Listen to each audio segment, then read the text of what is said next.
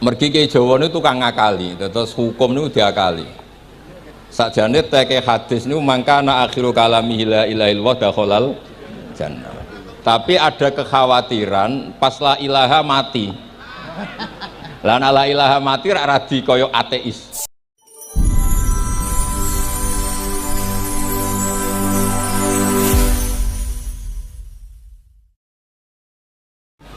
Nahurien di era dulu itu dadekno tiyang dadi wali. Sampai disebut hatta nahat qulubuhum linahwihi famin azimi sya'nihi lam tahwihi. Terus orang-orang baik niku ketika usul teng pangeran nyebut Allah la ilaha illallah mboten saged. Sagete namung nyebut dhamir sa'an niki niku hu. Akhirnya kathah toreko sing ha hu niku gara-gara ahli nahwu niku. Nah, disebut fa'u ribat makna domiris syani. Jadi ngelafatkan la ilaha illallah tidak bisa, tapi hu bisa. Mergi ke Jawa ini tukang ngakali, terus hukum ini diakali. Sakjane teke hadis ini mangkana akhiru kalami la ilaha illallah dakhalal jannah. Tapi ada kekhawatiran pas la ilaha mati. Lah la ilaha mati ra radi kaya ateis. Ora ono pangeran maujud mati. Sampean kan gak iso janjian mbek Israel. Kan mboten saged WA-an, mboten saged kong kali kong. Nah, daripada la ilaha niku resiko karena takut mati pas la ilaha dereng illallah. Terus Ki Jawa mulai nalkin ngangge Allah. Tapi Allah sarasan itu tidak mewakili la ilaha illallah. Akhirnya diambil dhamir sa'an fa'alam annahu la ilaha illallah. Niku asal usul. Cuma kebetulan toreko kita tidak jalur itu, tidak jalur yang lewat dhamir napa sa'an. Tapi sementing tadi dawuhe Kiai Mustafa, sementing kita tahu secara ilmu. Terus nomor kalih cerita uzlah wae. Kula memang bener-bener uzlah. Terus kula niku diundang acara-acara publik kemarin di Habib Jindan nggih. Hanya di halaqah ilmiah. Kemarin terakhir beliau ngerayu niku dari marrotan wahidah. Niku saya pegang. Dan itu dicatat di Loh Mahfud. Dan ciri utama kiai itu tidak membatalkan perjanjian. Jenengan jauh marrotan wahidah pas niku. Ben gelem. Terus ngeten kula cerita sithik tentang ilmu sing sering kula utarakan. Di antara kitab yang dipakai guru-guru kita sing dilanggengi Mbah Mun Maus niku kitab Ihya. Kulo dari sekian cerita Ihya yang paling kulo kenang niku bahwa ternyata Allah itu andaikan boleh dibahasakan niku cara berpikir itu dalam bahasa tafsir disebut tanazul niku wong ben kaya orang kebanyakan. Saya ulang lagi supaya orang itu kayak orang apa? Kebanyakan.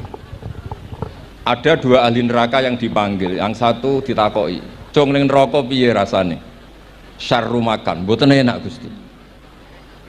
Terus pangeran diken balik, ya wis kono cung mlayu balik nang neraka. Niku tiange lari kencang, sekencang-kencangnya. Semangate seneng ape kon balik ning neraka. Ditakoki mbek pangeran, "Lho cung kon mara neraka kok seneng?" "Kula nu pun kapok Gusti, kula nu nyesal ketika di dunia nak jenengan utus niku lelat-lelet. Niki kula tobat dengan bukti diken jenengan teng neraka kula mlayu." Lho nu pangeran akhirnya haru, wong kok semangate mlebu neraka kaya ngono. Mergo diperintah pangeran. Ya, terus niki ijazah jenengan akan mlebu neraka jenengan sing semangat nggih. Karena zaman ning donya sering diperintah Allah mboten napa? Semangat. Nah niku kemungkinane dibarno, kemungkinane dipanggil. Lah tiyang niku terus dipanggil oleh Allah. Ya wis kaya wong apik, tak kongkon nurut tenan, semangat tenan, terus diken mlebu swarga. Nah niku ijazah pertama nggih. Dinaken mlebu neraka sing napa? Semangat. Sing kedua niku dipanggil niku plengakan lelat-lelet. Kados kula diutus Gus Mus niki nelpon kula mboten purun akhirnya ning Bika jare matur Gus Subak. Turuti aku diamuk Bika jare Bapak. Dados niki melibatkan sekian pihak untuk memaksa saya datang ke mriki. Aduh, repot wong sawang kempek niku. Repot. Mugi-mugi di sepuro ngoten. Yang kedua niku diken mlebu neraka malih ku lelat-lelet delok pangeran mboten semangat. Ditakoki mbek pangeran, "Kenapa kamu tidak semangat?" "Saya itu tidak pernah ngira jenengan yang baik sudah masukkan saya ke surga, kemudian jenengan nyuruh lagi saya ke neraka. Saya tidak pernah mengira engkau itu seperti itu. Terus Allah nggih, ana indadzoni abdibi. Ya serapopo, swarga ya swarga. Ini dua ijazah untuk sampean supaya bisa masuk nopo? Swarga. Terus kita tidak pernah tahu nopo Gustofa ngundang kula nyenengno wong akeh ganjaran, nopo maksa wong alim dosa. Bener ngerti kula cara. Karena dalam ilmu usul fikih, kembali ke usul fikih, kula nu gak ada khazanah kathah tentang debate pangeran kalian nabi ini. Kathah, mboten satu dua contoh di beberapa kitab tafsir. Suatu saat kula sering cerita niki, suatu saat Khalilur Rahman Ibrahim itu kedatangan Israel. Kamu mau apa? Mau matikan jenengan? Kata Nabi Ibrahim, Harro'aital khalil yumitu khalilah. Mosok aku kekasih pangeran dipateni, mosok orang yang dicintai membunuh yang dicintai, orang yang mencintai seseorang kemudian membunuh yang dicintai. Tidak ada itu. Akhirnya Israel matur teng pangeran. Cara politiknya ngeten, wau sing cara lagi seneng ngendikan politik. Wani kiai lengser dari beliau. Ono. Nah kula niku ahli tauhid wis pancen kodok kodare ngoten mawon, mboten berpikir ruwet-ruwet. Terus Israel kan mboten biasa logika, kayak kan malaikat itu SOP kan, mboten biasa logika. Akhirnya matur tu pangeran, kata Ibrahim, masa kekasih bunuh yang dikasih, masa yang mencintai bunuh yang dicintai. Tapi Ibrahim baru sadar ngadepi pangeran gitu, lebih pinter. Terus kan ketika Allah fakul lahu, katakan ke Ibrahim, harlo aital khalil yakrohu ayal ko khalilah. Mosok jari seneng aku kok ketemu aku rawani, jari seneng kok rawani ketemu. Lah niki sampean aku pengen mati, monggo ngake ilmu sing niki. Wong jari seneng pangeran kok rawani ketemu pangeran. Seneng seneng ketemu. Ibrahim seneng sakit. Yo mati saiki ra apa mati saiki. Terus kedua, niki cerita, karena ini pondok ilmu, orang harus biasa pakai logika usul fikih. Politik juga gitu. Nak kiai politik rawan kena syubhat. Tapi nak wong soleh ra oleh politik, kue ridho dipimpin wong fasik-fasik kabeh. Ya, mboten ngerti, mboten bener dis pokoknya ngoten. Yes, itu memang logika usul napa? Fikih. Logika usul napa? Fikih. Ketika Nabi Adam badhe didamel niku materinya saking bumi. Pertama sing diutus Jibril. Jibril ambekan qabdotan minal ardi, segenggam bumi. Saya mau bikin Adam, materinya dari bumi. Setelah datang ke bumi mau ngambil ista'adzat billah. Maksudnya ista'adzat billah, a'udzu billahi minka, saya berlindung Allah dari kamu. Antasinani. Kalau dengar Gustofa dari ahli nahu, terus kalau niki tak goleki tenan pancen syanahu mun mutaaddi bi nafsi. Mungkin dibuli ku antusinani panjang nanti cerita. Saya tidak ingin bagian dari saya diambil, kok aku bolong. Iku coro bumi itu sudah masalah. Terus akhirnya Jibril kembali, ya Allah, dia berlindung kepada engkau maka saya lindungi. Allah membenarkan Jibril, Mikail juga sama. Tapi ketika Israel, ini Israel itu masalah memang. Ketika disuruh ngambil bumi, buminya ista'adat billah, tetap diambil. A'udzu billahi minka antasinani, saya berlindung Allah supaya kamu tidak melukai saya, mencidrai saya dengan mengambil bagian dari saya. Kata Israel, wa a'udzu billah alla unaffidhu amroh. Saya juga a'udzu billah diperintah Allah kok tidak kasil. Kudu kasil. Lah saya tidak tahu yang benar istilahnya Jibril apa istilahnya Israel. Terus memang sudut pandang. Makanya dulu ketika banyak pondok putri itu kiai-kiai kuno dulu itu menentang. Alasannya nggih, nak bojone jelas khawatir kiai ini kecoba itu jelas. Tapi banyak kiai itu nggih khawatir tenan. Kecoba fitnatin nisa. Tapi ketika logikanya dibalik, apa kamu ridho para perempuan-perempuan muslimat itu tidak dapat pendidikan apa? Agama, hanya karena orang soleh tidak punya nyali, tidak punya peduli mengajar. Tapi kita saged diwalik. Ustadz sing mani pas-pasan niku kowe ridho nak kecoba. Sampean milih mana? Ridho kecoba apa ridho bodoh? Nah, logika-logika usul fikih ini yang kemudian dipakai Wali Songo. dipakai Wali Songo, kemudian membiarkan sekian tradisi yang insya Allah itu salah sebetulnya, tapi tidak sebanding dengan asmane Allah Subhanahu wa Ta'ala. Misalnya begini, gini iki dirungokno mawon, sampean ra paham mboten napa-napa, sampean nak ra paham wis anggap ae tawadhu, pantese wong awam yo ora paham, nak paham dadi kiai.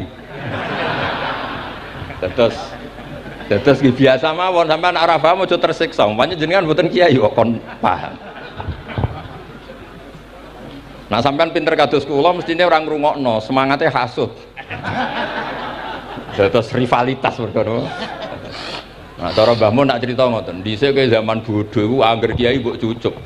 Bareng padha kiai niku koyok saingan. Niku pun sunatullah, ndak bisa dihindari, niku pun sunatullah. Terus kembali lagi ke logika usul fikih niku dipakai oleh Wali Songo. Ngeten ada cerita ini rungokno nonton. Itu sudah saya cek di beberapa riwayat termasuk di Musnad Imam Ahmad. Ada orang, ini bukti teorinya Wali Songo itu benar. Wonten tiyang gadah kesalahan niku dokumen kesalahan niku maddul basar, sepanjang mata melihat. Wes ngoten jumlahnya 99 bok.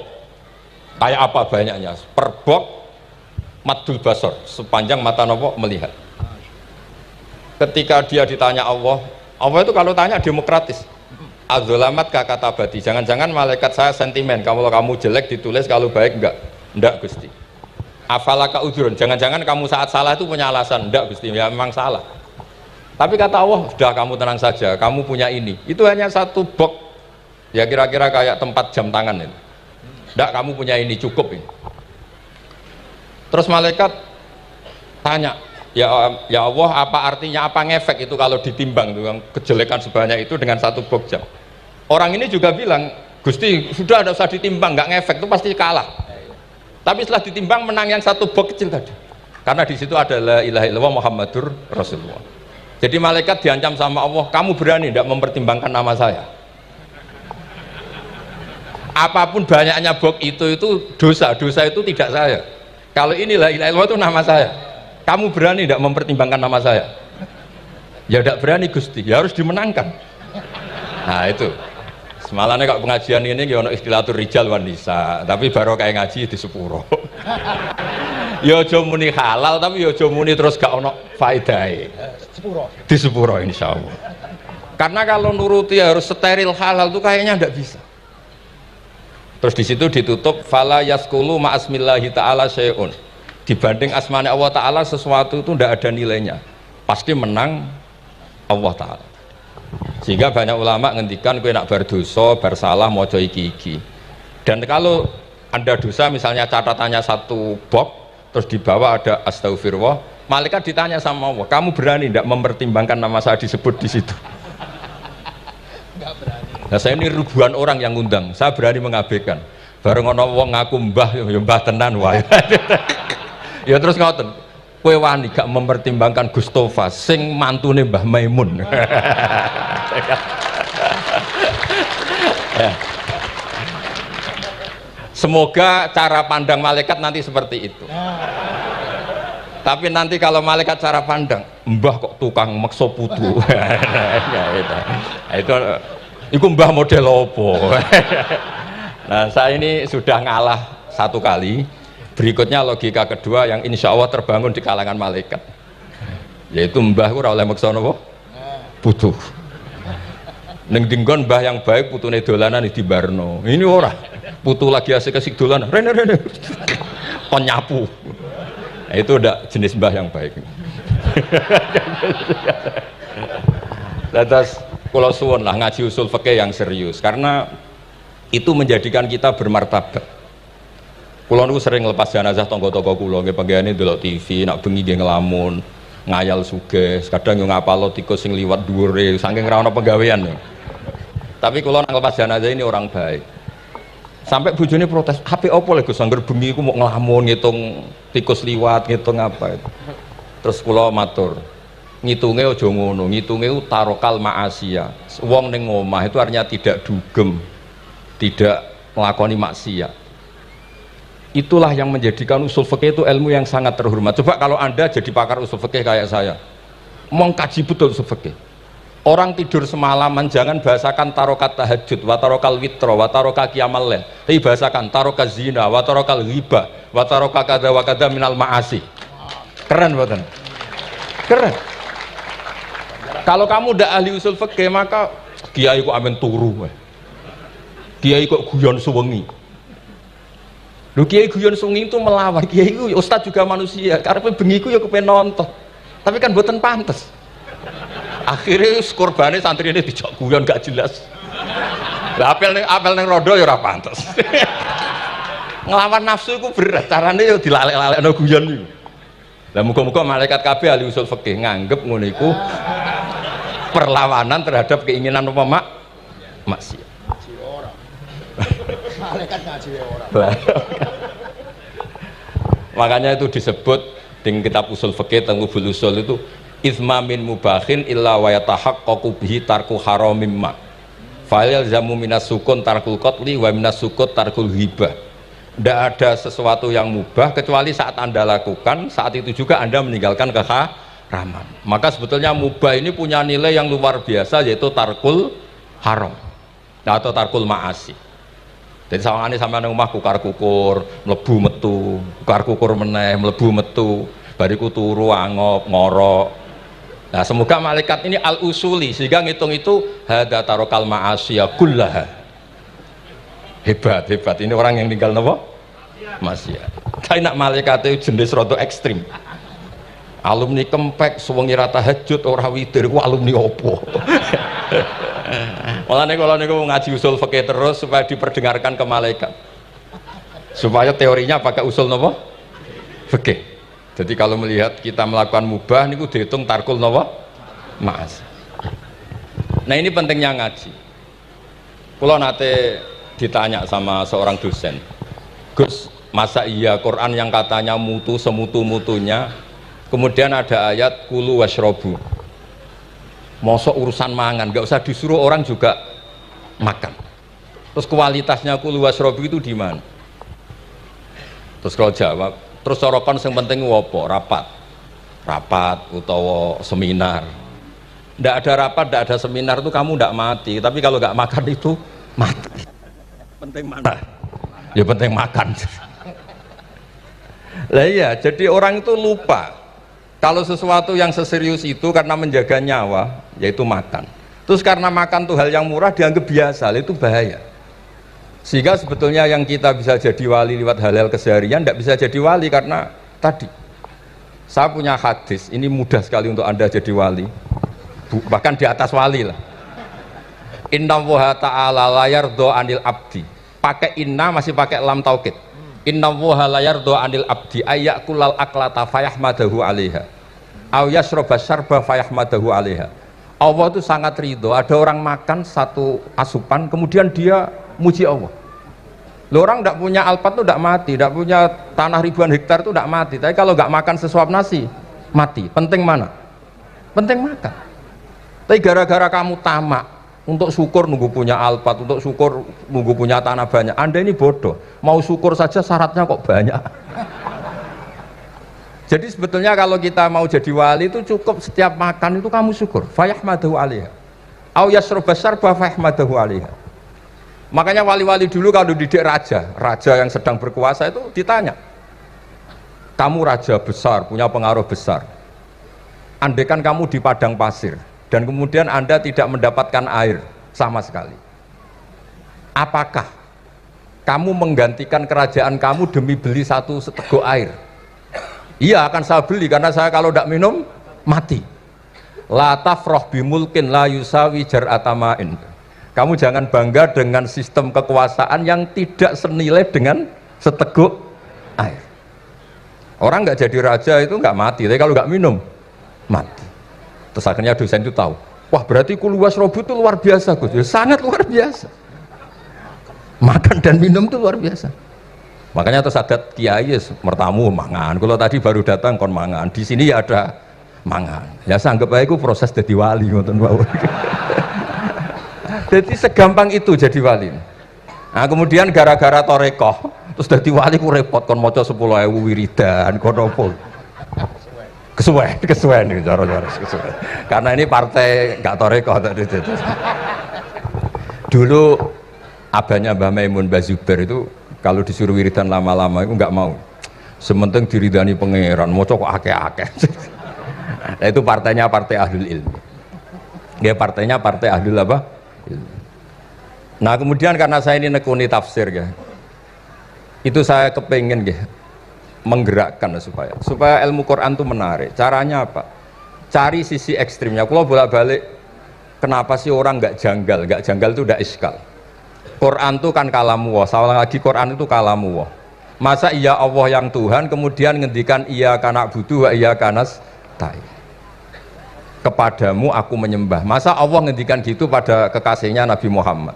Padahal Allah itu al-ma'bud bukan abid. Allah yang disembah bukan yang menyembah.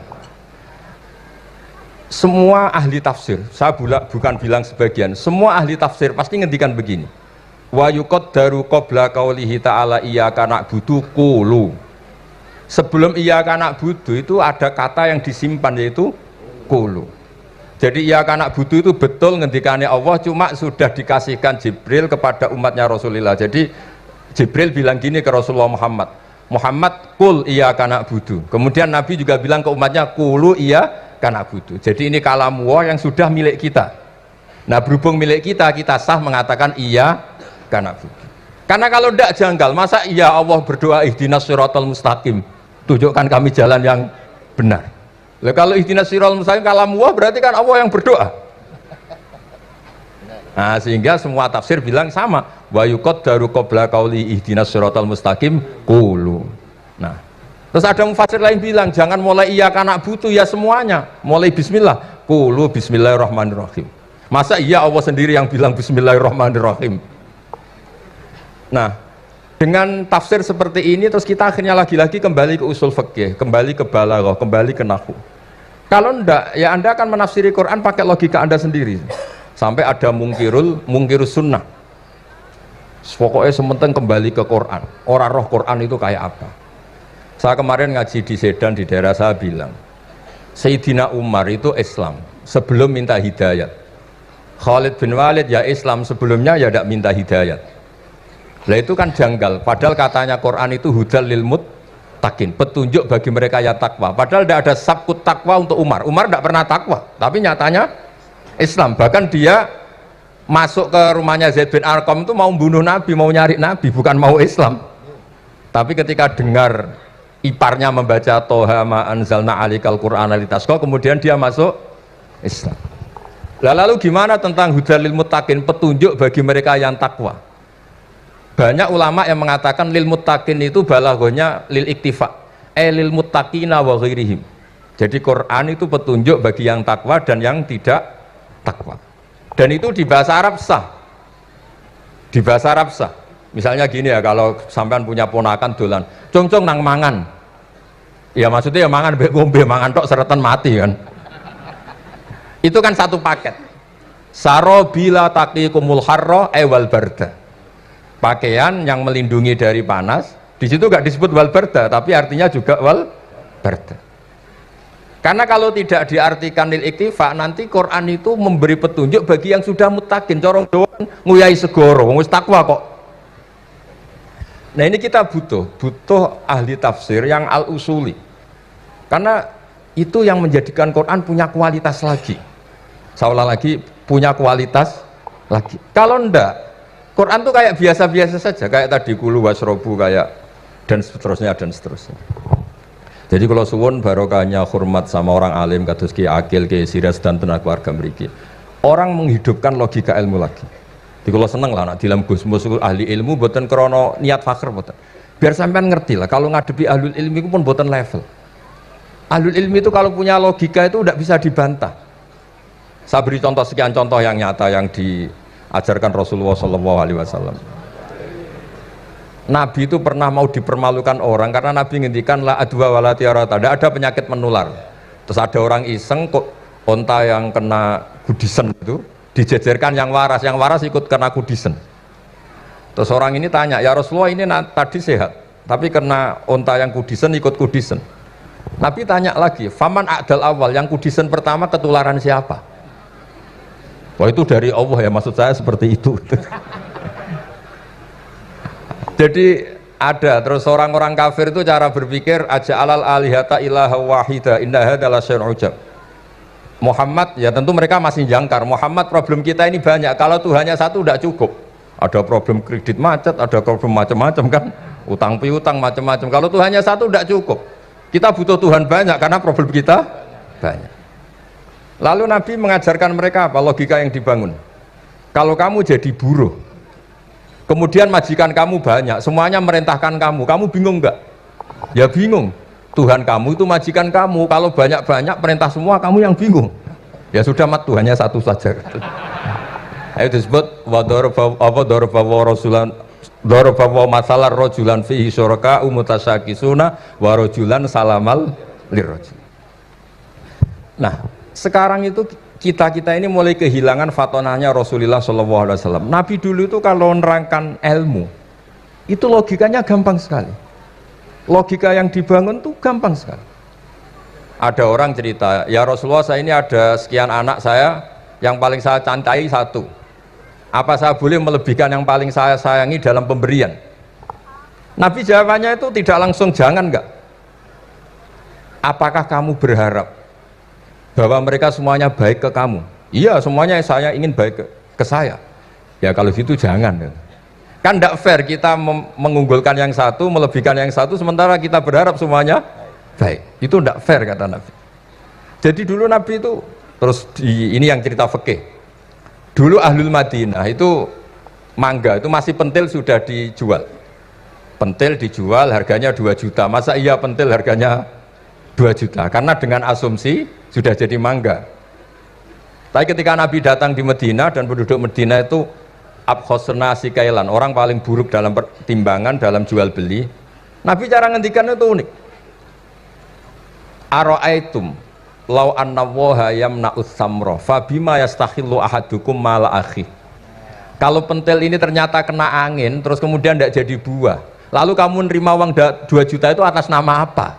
Atas nama beli pelem, nyatanya belum jadi mangga. Mosok kalau pentil seharga 2 juta. Semenjak itu terus Ahlul Madinah sadar kalau jual buah itu nunggu ba'da butuwi solahiyah, setelah samroh ini berbentuk. Tapi Nabi tetap ngendikannya pakai logika. Nah sekarang banyak kiai yang sidik-sidik neraka, sebenarnya Nabi itu ngajari logika. Ada pemuda dia itu hipersek, mau masuk Islam tapi tetap boleh bebas. Saya ini ingin Islam tapi jangan larang seks bebas. Wah itu sahabat semuanya melarang ketemu Nabi karena ini ngawur betul, masa pamit Islam kok. Tapi setelah gaduh, Nabi tanya, kenapa gaduh? Ada pemuda mau masuk Islam tapi yasta'izinu fi zina, dia minta izin supaya tetap boleh zina. Kata Nabi, suruh saya ke sini. Setelah datang di depan Rasulullah, logika yang dibangun Nabi itu luar biasa. Atuhibbuhu li bintik. Kamu suka punya anak putri kemudian jadi demenannya orang laki-laki hidung belang? Ya enggak, saya bunuh orang itu. Andaikan itu ke ibu kamu, saya bunuh orang itu. Atuhibbuhu li bintik, atuhibbuhu li ummik, atuhibbuhu li ukhtik, atuhibbuhu li kholatik. Kamu suka punya anak putri yang jadi demenannya orang? Ya tidak suka ya Rasulullah. Kamu suka kalau punya ibu didemeni orang banyak? Ya tidak suka Nabi. Sampai otaknya itu yastakbihu zina, sehingga otaknya itu wah zina itu buruk betul. Akhirnya ya Rasulullah sudah, saya mau masuk Islam tanpa zina-zina. Karena logika yang dibangun Nabi itu luar biasa. Nabi pertama mengingatkan atuhibbuhu li bintik, atuhibbuhu li ummik, atuhibbuhu li ukhtik, atuhibbuhu li kholatik. Sampai dia ini nggak bisa apa-apa. Sudah Nabi sudah. Jadi logika ini yang harus kita waris. Lagi-lagi kembali yang bisa waris itu ahlul ilm. Sama itu kan kayak diskusinya Nabi Yahya dan Nabi Isa. Nabi Yahya itu suka berkawan orang-orang soleh. Setiap berkunjung di mana itu nyari yang orang-orang soleh. Ditanya kenapa kamu berkawan orang soleh? Ya berkawan orang soleh itu asik. Tapi kalau Nabi Isa enggak. Kalau ada desa-desa yang masih hitam, masih merah itu dikunjungi, kemudian dibina. Ditanya sama Nabi Yahya, lima anda tanzilu ala syirarin nas, kok kamu kumpul orang-orang yang kayak gitu? Jamnya beliau, innama ana tabibun udawil mardu. Di mana-mana Nabi itu ya dokter, di mana-mana dokter nyembuhkan yang sakit. Jadi dulu logika kebalikan itu dibangun sehingga dulu ulama khilaf itu ikhtilaful a'immah apa? Rahmah. Masyhur itu. Saya sering cerita dan itu ada di kitab Khilyatul Auliya. Nabi Yahya itu lebih ceria. Nabi Isa itu agak sering cemburut. Atau kebalikannya, pokoknya yang satu tuh mali aro ka'abisan ka'annaka taqnatu mir rahmatillah.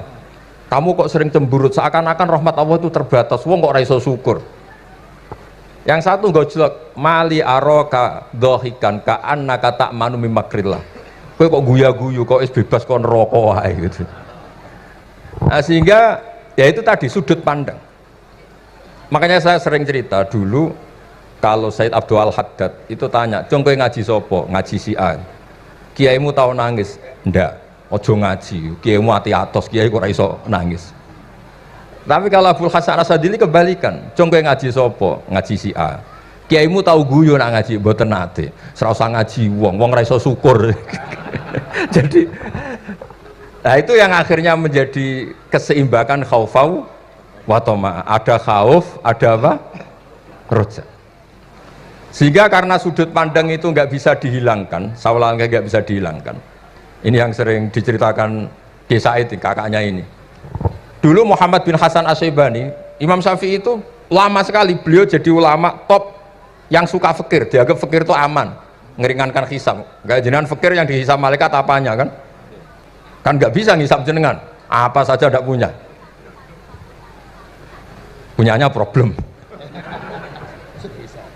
Nah setelah ngaji sama Imam Malik, Imam Syafi'i tanya, yang ilmunya setingkat jenengan siapa? Kata Imam Malik, sebetulnya Abu Hanifah, tapi orangnya sudah meninggal, tapi ada muridnya namanya Muhammad bin Hasan Asy-Syaibani. Kamu ke sana dari Madinah ke Irak, dulu tempatnya di Baghdad. Setelah di Irak, Muhammad bin Hasan Asy-Syaibani itu kalau ngitung uang tuh di meja, emasnya itu banyak, uangnya banyak, dia hitung di meja, malah kaget. Saya ini gedeng kiai, kedunyan, ini ketemu kiai, kedunyan. Ya karena Muhammad bin Hasan Asy-Syaibani itu wali, kamu tanya, kamu heran ya ada kiai kaya? Iya. Ya sudah, kekayaan ini kasihkan orang fasik, biar dipakai demenan, dipakai mabuk, dipakai ini. Terus, ya jangan, kalau kena orang fasik bahaya, jenengan saja. Semenjak itu Imam Syafi'i mulai rodok seneng duit. Jadi ada ceritanya, kok diangen-angen, nah terus keterusan umatnya kayak gini-gini itu. Jadi ini cerita nopo istihad apa? Cerita nopo istihad. Sama pangkat juga sama. Gue seneng nak wong soleh-soleh tidak ikut ngurus negara ini. Mau dikemanakan negara ini? Tapi ada yang berpikir, gue seneng nak wong soleh terkontaminasi. Ya sudah monggo. Sing serapayu jabat, gue berpikir zuhud. Sing payu yo berpikir politik. Yang penting semuanya itu berdasar ilmu. Yang penting itu semuanya berdasar apa? Ilmu. Karena ilmu ini basis yang paling diridani Allah Subhanahu wa Ta'ala. Masyhur itu di Ihya sering diceritakan Imam Ghazali, ana alim uhibbu kulla alim. Kata Allah, saya ini alim dan sangat mencintai orang alim.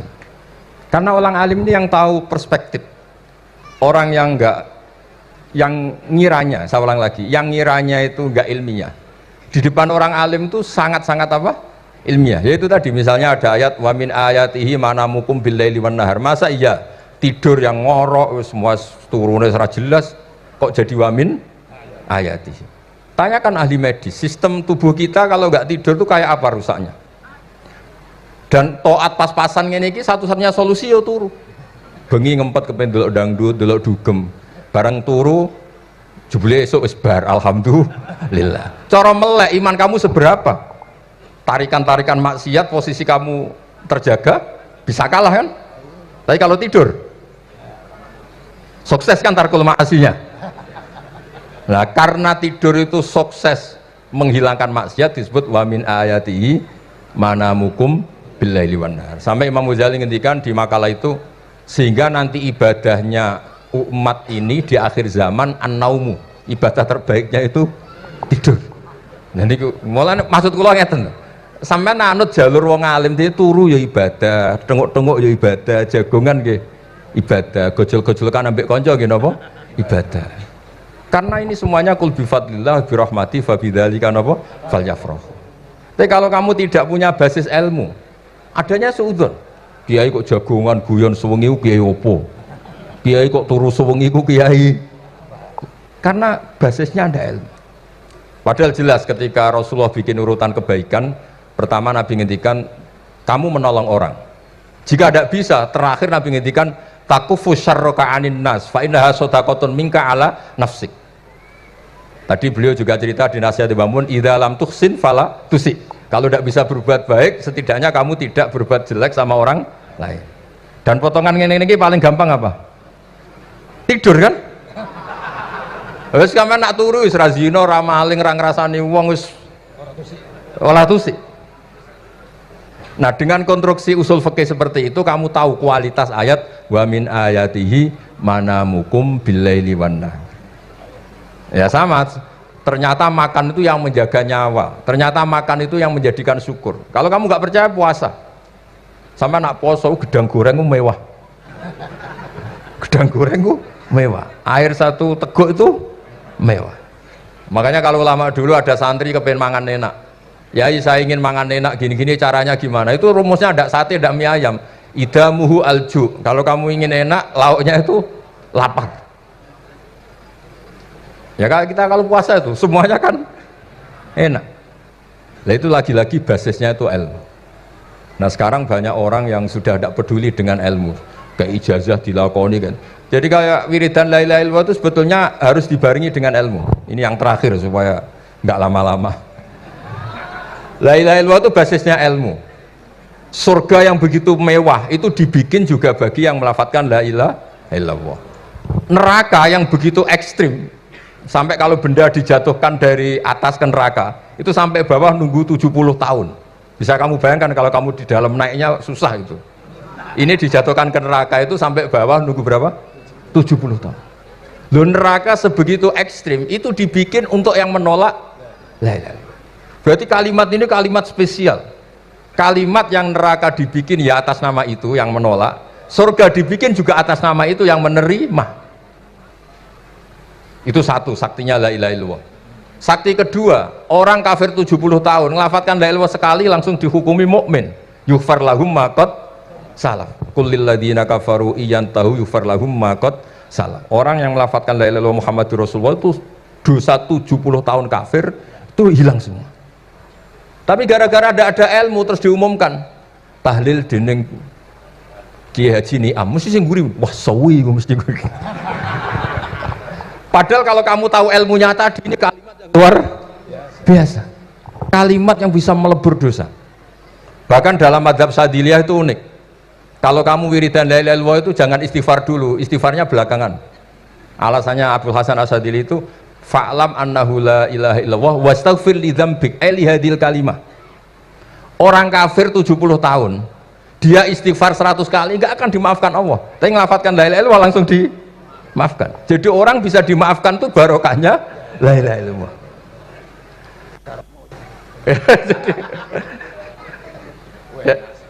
ya kan?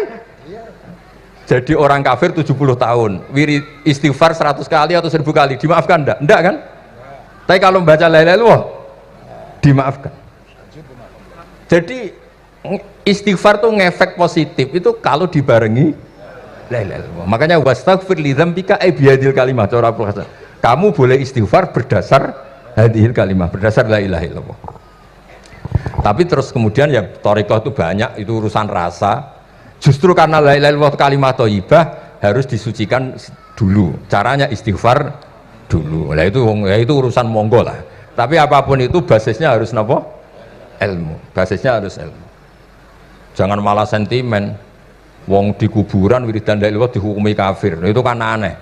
Wong kalimat ini yang kafir saja menjadi muslim, sekarang yang muslim menjadi kafir. Itu paham kok seaneh itu gitu kan. Ya karena basisnya ada ilmu tadi. Coba kalau basisnya ilmu. Itu kan aneh betul. Hadil kalimah kalimatun soro bihal kafiru musliman fakaifa sorol muslimu bidzalika kafiron. Ini kalimat yang kafir saja menjadi muslim, masa dengan kalimat yang sama yang muslim menjadi aneh gak? Aneh. Jadi kalau suwon pokoknya basis ilmu harus sekuat-kuat. Caranya gini nagih kiai kon sregep mulang ojo politik terus ngoten. Tapi politik ya bagian dari ilmu, wis ra iso diterangno les. Nggih ngoten mawon. Assalamualaikum warahmatullahi wabarakatuh.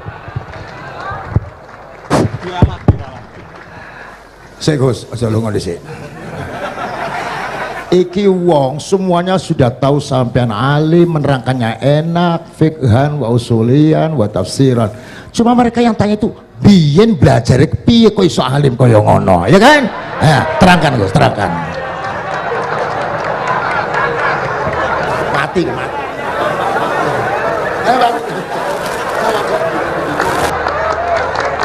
Setuju kan, setuju?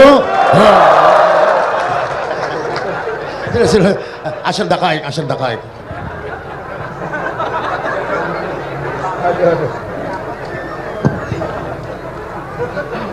Andaikan pertanyaan itu ke Mbah Mun, mungkin jawabnya gurune sopo.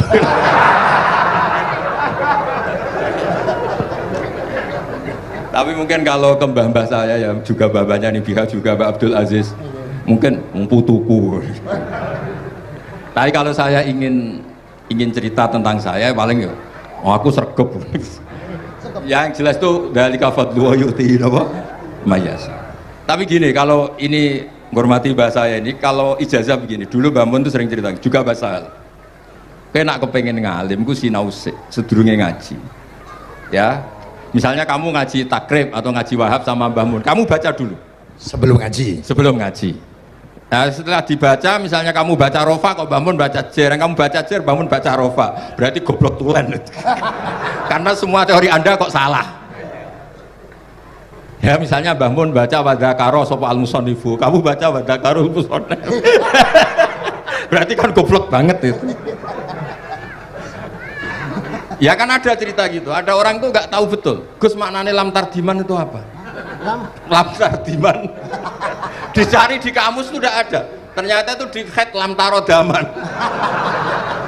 Dia baca satu lam tardiman itu dicari di kamus sampai hidup mati lagi ya nggak ada. Nah, jadi kamu baca dulu misalnya di bab head lam taro naringali sapa mar'ah daman ing geteh, ternyata ngaji Mbah Mun paginya jadi baca lam taro daman. Jadi kalau kamu malamnya baca lam tardiman loh kok. Jadi itu kata Dewi Mbah Mun mergo sorokan kabeh santriku ora mungkin. Carane ngecek kebenaran Anda yuk maca sik. Nanti kalau kemiripannya 50% ya separuh alim. Kalau 70% ya serontok alim. Tapi nanti kalau kemiripannya sampai 100% dan berkali-kali, ya berarti kan sudah luar biasa. Jadi yang ngaji sama Ki Mustafa, Ki Niam, saya mohon santri-santri itu belajar dulu biar bisa ngecek nanti guru saya baca kayak apa. Waduh salah ya Gus. Kenapa lah? Waduh salah. Karena kiai itu kalau salah ya mau ngalah. Ini ceritanya Mbah Mun betul. Ada kiai nggak tahu apa kakean mergawe kakean politik nggak tahu.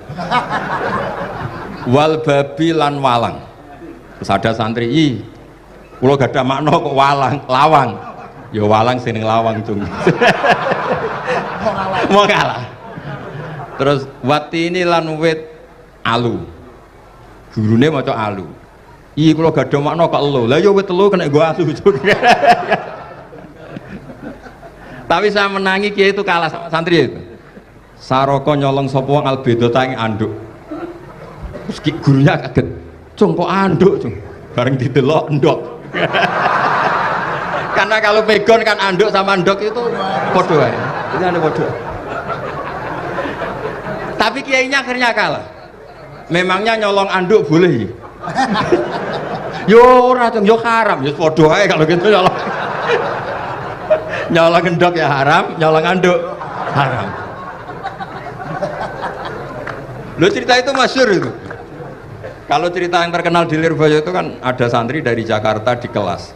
Gurunya bilang Ja'a Zaidun, Zaid datang. Waro'a itu Zaidan, saya melihat. Si murid ini itu melihat pintu terus. Lama-lama gurunya itu tersinggung. Kamu diajari pelengahan nggak sopan. Habis Ustadz bohong. Lah kenapa bohong? Katanya Ja'a Zaidun, Ra itu Zaidan. Zaidnya mana?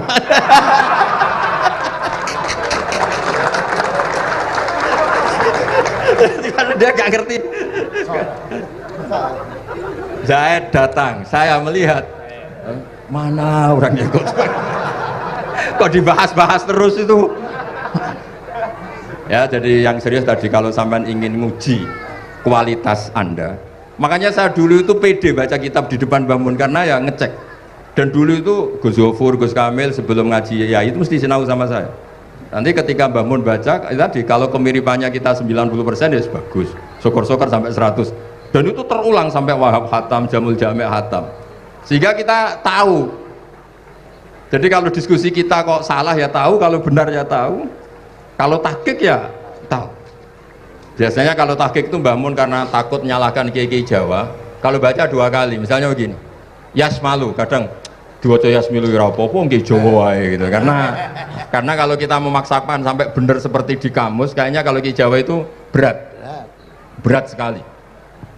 Dumeli bojo bolak-balik mesti ora goblok wis apik lah. Karena kalau baca tahqiq itu kan butuh kamus. Yang benar itu Yasmalu misalnya. Tapi kan populer juga orang baca Yasmilu. Saya itu menangi loh, Kiai Jawa dulu baca Simai itu menangi, Masdar Simai. Lama-lama setelah banyak alumni Al-Azhar terus berdasar kamus baca Samai semua sekarang. Saya menangi Kiai itu baca Dilalah. Lama-lama karena sekarang udah banyak punya kamus, baca Dalalah. Fa'alah.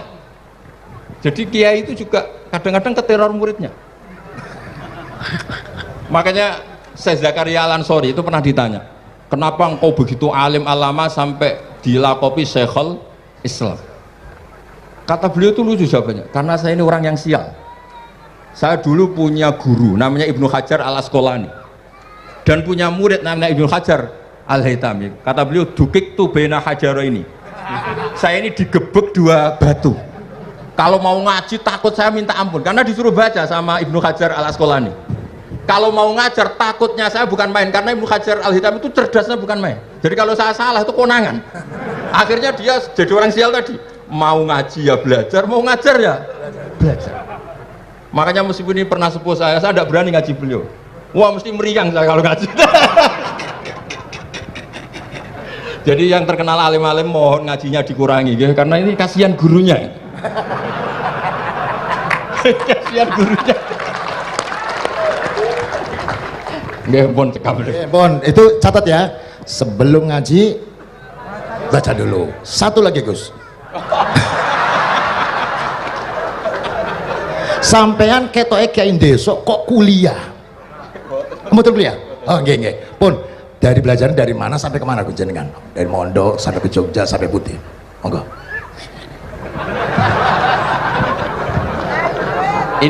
Ini karena sesuai kontrak, nggak boleh nyulayani janji sekali aja sekali tak tekno Gus. Jadi sebetulnya kalau di ilmu, saya kan sering ketemu ahli geologi, ahli sosiologi. Sebetulnya di ilmu kita, saya kan lama di Jogja dan itu yang saya pakai juga ilmu zaman di pesantren. Misalnya sosiologi itu kan ada mukadimahnya Ibnu Khaldun. Itu kan teorinya luar biasa. Misalnya begini, kenapa Rasulullah itu harus dari suku Quraisy, suku yang sangat terhormat di Mekah? Itu secara teori sosiologi loh, bukan teori nubuah. Kata Ibnu Khaldun, Nabi itu mesti final dari kaum itu aneh. Saya ulang lagi, Nabi itu final dari kaum pasti aneh. Nah, masa aneh-aneh ini ditoleransi oleh umatnya karena beliau dari suku yang terhormat. Coba kalau dia dari suku, beliau dari suku yang hina, pasti pas aneh-aneh langsung diadili. Ya kalau di NU lah, ndak Gus Dur kok bikin aneh-aneh di NU kan langsung tuntas. Tapi berhubung Gus Dur cucu Mbah Hasyim, orang itu mentoleransi, bahkan mengira jangan-jangan teori beliau lebih baik ketimbang kita. Nah makanya terus kata Ibnu Khaldun, ma ba'atsallahu nabiyyan illa fi mana'atin min qaumi, tidak ada nabi diutus kecuali dari kaum terbaik, supaya masa-masa transisi ini nggak ada perlawanan. Nah, itu namanya sosiologi. Sehingga beliau ngendikan, ini versi tarikh bukan versi Ibnu Khaldun saja. Ketika sahabat disuruh hijrah karena disakiti orang kafir Quraisy, lah engkau sendiri ya Rasulullah, saya ini orang Quraisy, nggak akan ngalami yang seperti Anda alami. Nah itu namanya sosiologi. Begitu juga matematika. Saya sering ketemu pakar matematika dari UI, dari UGM. Misalnya bilang zakat kan 2,5% misalnya zakat tidak. Saya bilang kalau ngitung itu porogapit, padahal kita zaman sekolah porogapit itu pantangan. Tapi saya bilang, saya punya matematika lebih cepat. Apa itu Pak Ba? Kalau manggil saya Pak Ba, Kalau di kitab disebut rubu'ul usyur apa?